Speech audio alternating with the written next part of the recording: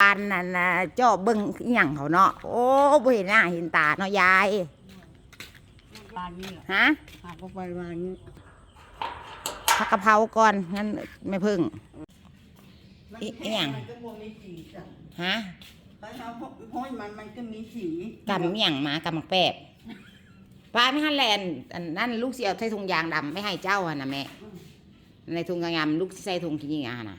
ห้องข้างเนี่ยฮะแม่จะบอกเด้ชื่อสิเสียกับเมือกว่าจะโอ้ยซื้อไปให้ตู้นั้นกินก่อนได้กูมีได้สมบอกมี2ข้างตรงจ้ะแม่จะบอกลูกก็ลืมเบิ่งข้างอยู่แขนข้างแม่นว่ะย่างไงยังมีจะจ่วงไปทั้งใดม้าบ่เห็นหน้าเห็นหนวดอุ้ยเจอเหือนหาก็ไปวานนี้แม่จะบอกมัน